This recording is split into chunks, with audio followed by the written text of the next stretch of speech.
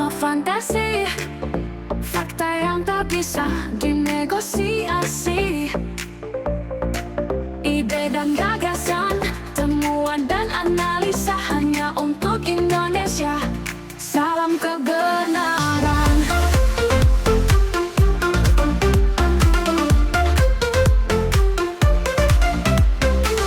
Bismillahirrahmanirrahim. Assalamualaikum warahmatullahi wabarakatuh. Sahabat Dr. Tifa dimanapun Anda berada.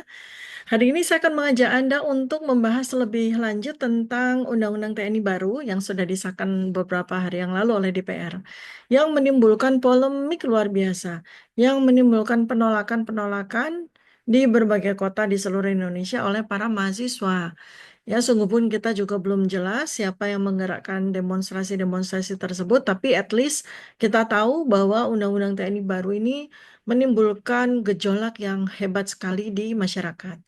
Nah, salah satunya yang membuat barangkali menjadi diskusi dan debat yang panas dan panjang adalah adanya pasal-pasal karet dalam Undang-Undang TNI baru ini yang berpotensi menjadi alat militerisme.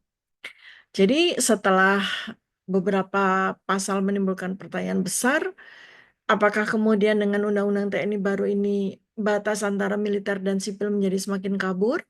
Sejauh mana implikasinya terhadap hukum, terhadap kebebasan sipil, dan tata kelola negara? Mari kita telah secara objektif ya, agar semua rakyat itu tahu dan paham dengan persis. Jadi pada 20 Maret 2025 tepatnya, DPR sudah resmi mengesahkan Undang-Undang TNI baru nomor 34 tahun 2004 yang bertujuan untuk memastikan profesionalisme TNI dalam menyesuaikan peran dan fungsi TNI sesuai dengan perkembangan zaman, termasuk adanya penambahan tugas terkait ancaman cyber dan perlindungan warga negara di luar negeri.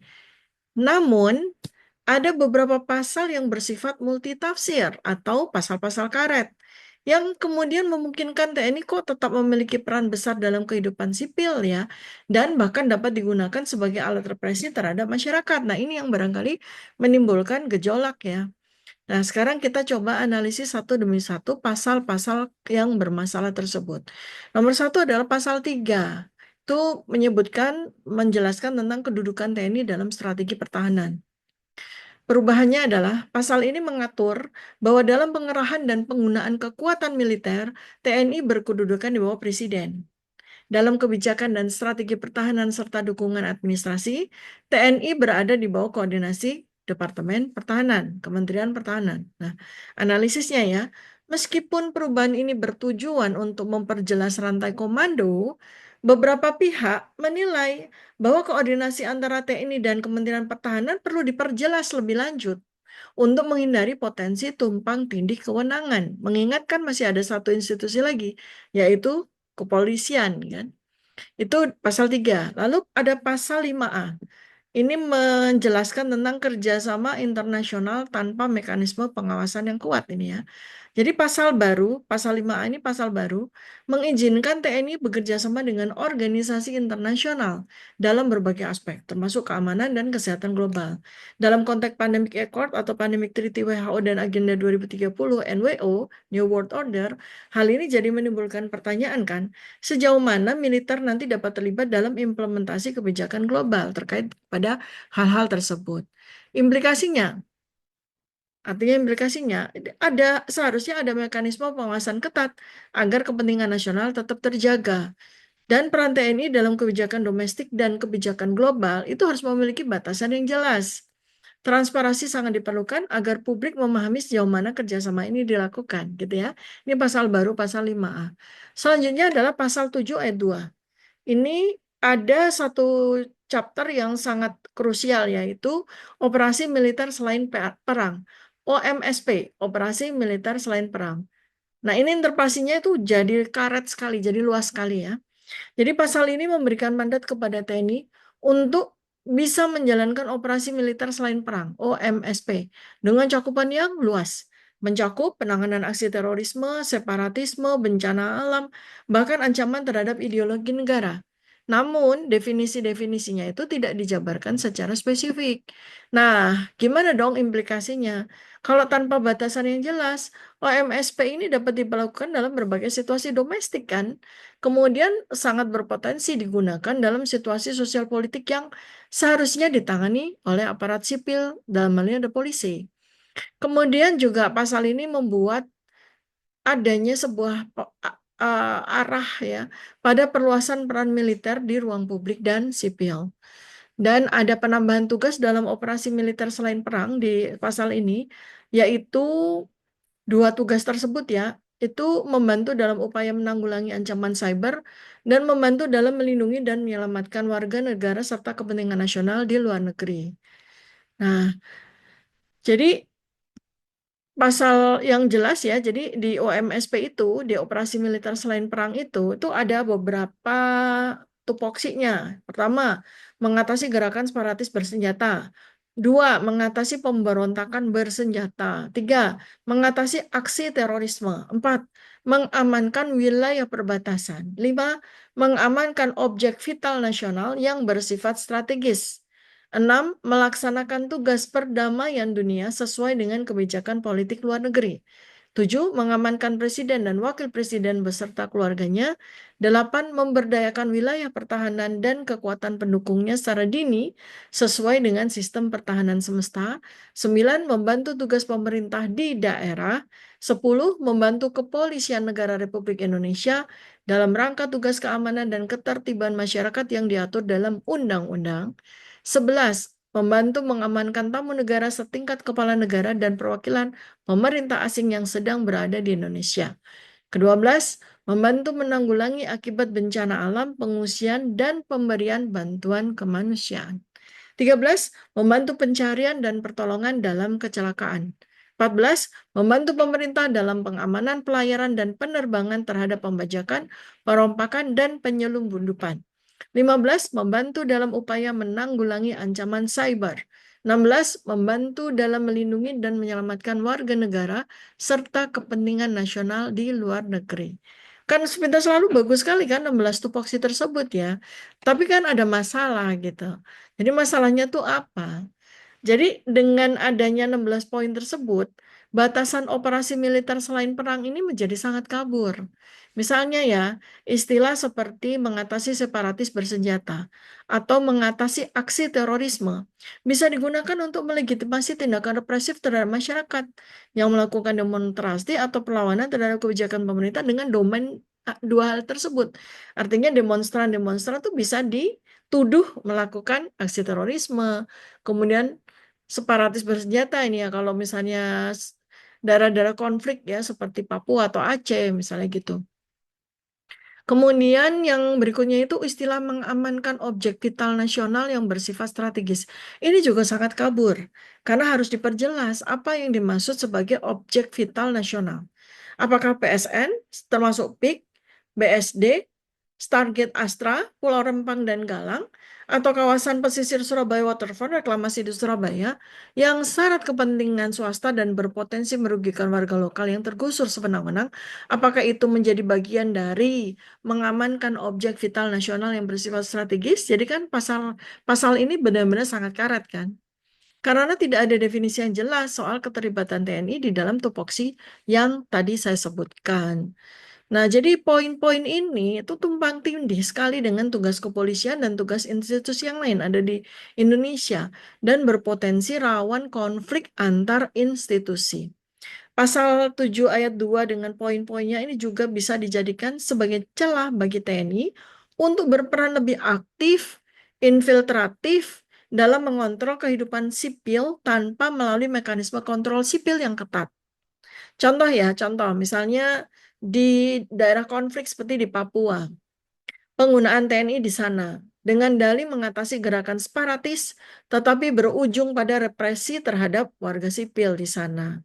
Kemudian dalam pengamanan proyek strategi nasional PSN, penggunaan TNI ya seperti misalnya contoh pembangunan di Pulau Rempang yang sangat berdampak berupa penggusuran paksa dari warga. Nah, ini kan intervensinya menjadi tidak tepat ketika militer diterjunkan di sini. Intervensi TNI lagi nih, misalnya dalam demonstrasi dan konflik sosial. dengan alasan menjaga stabilitas nasional. Ini kan juga sangat berpotensi untuk selain terjadi tumpang tindih juga berpotensi untuk kemudian terjadi represi berat kepada rakyat. Kemudian ada poin lagi, membantu dalam upaya menanggulangi ancaman cyber, kemudian melindungi dan menyelamatkan warga negara serta kepentingan nasional di luar negeri. Ini ada potensi masalah pada poin-poin ini ya. Karena apa? Definisi ancaman cyber itu kabur. Keterlibatan TNI dalam menanggulangi ancaman cyber itu bisa menimbulkan tumpang tindih dengan peran lembaga sipil seperti Badan Cyber dan Sandi Negara (BSSN). Udah jelas itu tupoksi BSSN kan, tapi ini kemudian dengan adanya pasal 7 ayat 2A, ayat 2 ini kan kemudian menjadi tumpang tindih. Kalau nggak ada batasan yang jelas, maka ini bisa berpotensi membuka ruang bagi TNI untuk selain berkonflik dengan BSSN, berkonflik dengan kepolisian, juga intervensi yang terlalu jauh dalam ranah sipil, yang seharusnya berada di bawah kewenangan institusi non-militer dalam militer kepolisian dan BSSN ya. Kemudian yang tadi soal intervensi di luar negeri. Tugas melindungi dan menyelamatkan warga negara serta kepentingan nasional di luar negeri, ini bisa digunakan untuk alasan pengerahan militer tanpa mekanisme pengawasan yang memadai dan berpotensi melanggar prinsip non-intervensi dan memicu ketegangan diplomatik antar negara. Bahaya ini kalau tidak benar-benar diperjelas. Kemudian selanjutnya, pasal karet selanjutnya adalah pasal 47 ayat 1 dan 2. Apakah pasal 47 ini mencerminkan kembalinya dui fungsi ABRI nih ya? Ya, padahal sejak reformasi 1998, militer sudah dipisahkan dari ranah sipil untuk menjaga profesionalisme dan supremasi hukum. Tapi dengan revisi pasal 47 ini, maka memungkinkan prajurit aktif menduduki 16 jabatan sipil strategis di kementerian dan lembaga negara tanpa perlu pensiun lebih dulu. Artinya tentara aktif yang dilibatkan dalam 16 jabatan sipil tadi. Termasuk diantaranya adalah Kejaksaan dan Mahkamah Agung. Nah, yang saya cermati ya, pertama tumpang tindih kewenangan antara sipil dan militer, sipil dan militer polisi. Sangat rawan terjadi benturan kepentingan dalam kebijakan publik. Sangat berpotensi menggeser netralitas lembaga hukum dan pemerintahan kalau militer ada di dalam keduanya. Kemudian adanya penambahan kementerian dan lembaga yang dapat diduduki oleh TNI aktif, ya, menjadi bertambah 16 dengan segala konsekuensinya.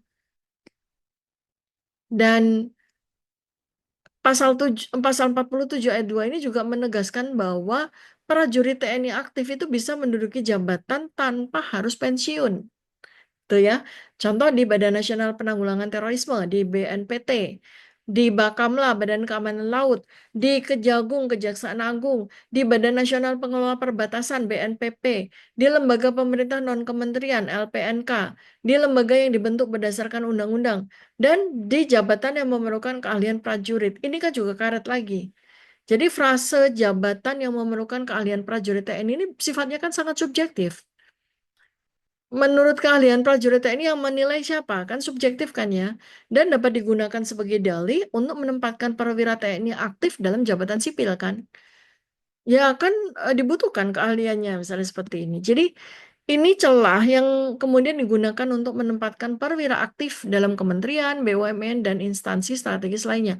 Jauh sebelum terjadi revisi Undang-Undang TNI ini kan sebenarnya sudah terjadi ya. Kemudian penempatan prajurit TNI aktif dalam jabatan sipil ini mengingatkan kita semua pada era Orde Baru, di mana militer memiliki peran dominan sekali dalam pemerintahan sipil di bawah Presiden Soeharto. Sehingga hal ini dapat mengancam prinsip supremasi sipil dan demokrasi. Hal ini juga bertentangan dengan semangat reformasi yang bertujuan memisahkan peran militer dan sipil secara tegas. Dan potensi pelanggaran prinsip meritokrasi, di mana pengisian posisi sipil oleh militer aktif akan mengabaikan prinsip meritokrasi dalam birokrasi, memilih yang benar-benar cocok capable. Hanya karena dia prajurit aktif, ya, karena jenderal aktif, maka meritokrasinya tidak dijalankan. Dan ini akan menghambat profesionalisme dan akan mengurangi kesempatan bagi pegawai sipil untuk menduduki posisi strategis karena sudah diduduki oleh pejabat aktif yang ditunjuk. Pejabat militer aktif yang ditunjuk, kan gitu ya. Kemudian pasal apa lagi yang karet? Pasal 19, yaitu peradilan militer yang melindungi pelaku pelanggaran HAM. Jadi prajurit TNI itu hanya boleh seandainya terjadi kasus atau apapun hanya boleh dituntut di pengadilan militer dalam kasus hukum yang berkaitan dengan tugasnya dan bukan di pengadilan umum. Masalahnya kan dia lagi menjabat sebagai seseorang sipil ya, tapi ketika ada kasus harus dibawa ke pengadilan militer. Kan ini aneh kan, rancu kan ya. Jadi apalagi ketika tahu bahwa pengadilan militer itu kan transparansinya sangat lemah, akuntabilitasnya juga siapa yang ngukur, yang ngatur, yang mengawasi kan. Nah, ketika seorang prajurit TNI bertugas di ranah sipil, kemudian bermasalah secara hukum atas kasus-kasus sipil yang pastinya melibatkan masyarakat sipil, tetapi pengadilan harus dibawa ke pengadilan militer, padahal kasusnya kasus sipil. Jadi apa yang terjadi pada warga sipil yang bermasalah dengan prajurit tersebut? Bagaimana menegakkan prinsip keadilan kepada warga sipil yang punya masalah dengan tentara aktif yang terlibat di dalam jabatan sipil kan? Kemudian soal kasus-kasus pelanggaran HAM juga oleh anggota TNI seringkali mentah di pengadilan militer. Korban dari kalangan sipil sulit mendapatkan keadilan karena tidak bisa membawa kasus ini ke pengadilan umum. Misalnya ya, contoh ya, kasus penembakan warga sipil di Papua oleh anggota TNI yang berakhir dengan hukuman ringan. Kasus pembunuhan anggota FPI di KM 50, di mana keterlibatan aparat keamanan termasuk militer masih diperdebatkan, tapi proses hukumnya kan tidak berjalan dengan transparan, ya. Jadi artinya undang-undang TNI baru belum disepakati aja udah terjadi hal-hal seperti ini kan. Apalagi kalau undang-undang itu sudah dijalankan. Pasal apa lagi yang karet? Pasal 39 yang mengatur kewenangan presiden dalam menggunakan TNI. Jadi TNI digunakan hanya atas keputusan politik negara yang diputuskan oleh presiden dengan persetujuan DPR. Secara teori, pasal ini kan memastikan bahwa penggunaan TNI harus melalui proses politik yang sah. Namun, tidak ada mekanisme yang jelas untuk membatasi penyalahgunaan kekuasaan dalam pelibatan TNI.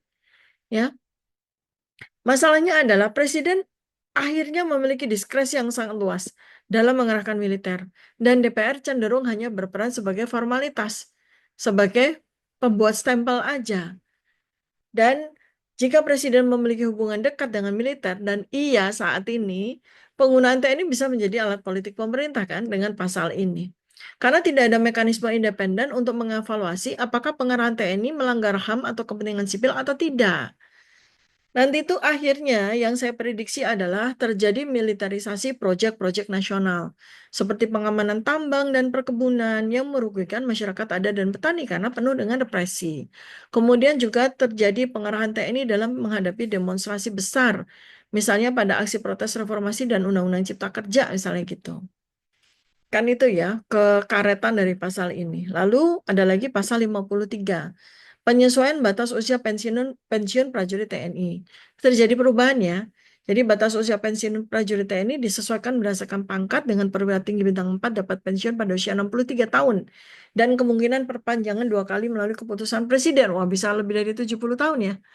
Aduh, ini kan bahayanya penggajian atau pemberian dana pensiun itu kan menjadi sangat apa ya, sangat membebani rakyat ya, mestinya ya.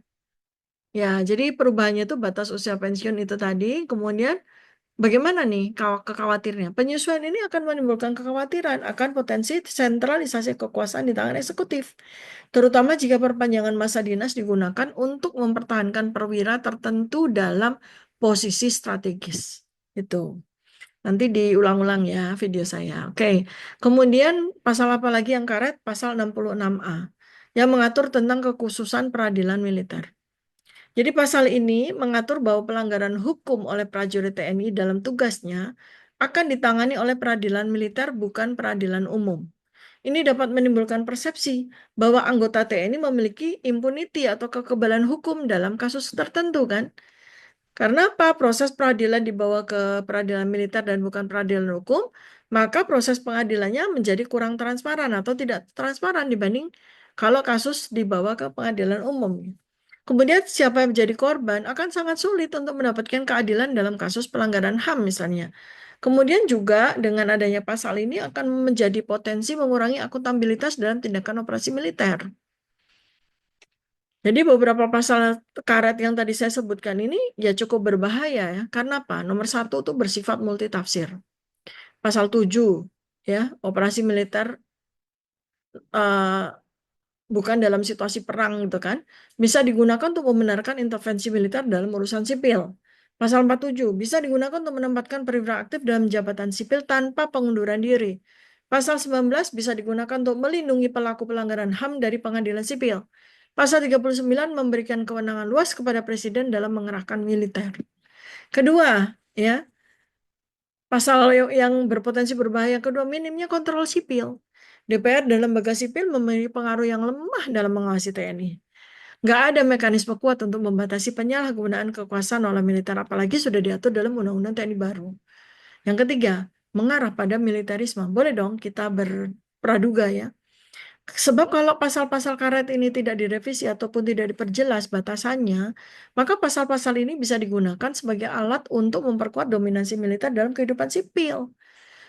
Maka dalam skenario yang sangat ekstrim bisa membuka peluang bagi pemerintah yang lebih otoriter atau bahkan terjadinya junta militer. Lalu ada solusinya nggak? Ya solusinya tentu saja revisi lagi untuk memperjelas batasan-batasan OMSP dan menghilangkan pasal-pasal multitafsir.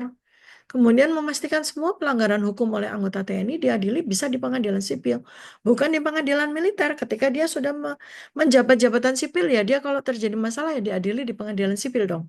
Masa tetap di pengadilan militer? Kemudian yang ketiga itu meningkatkan transparansi dan pengawasan terhadap keterlibatan TNI dalam urusan sipil.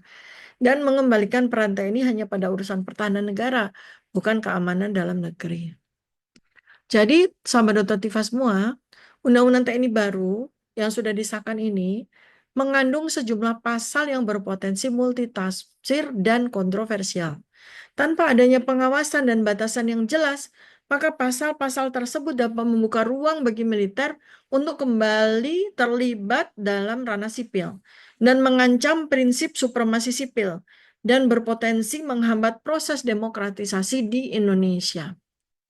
Penting bagi masyarakat sipil dan lembaga pengawas untuk kita semua tuh terus memantau implementasi Undang-Undang TNI ini, guna memastikan bahwa peran TNI tetap sesuai dengan prinsip demokrasi dan supremasi hukum.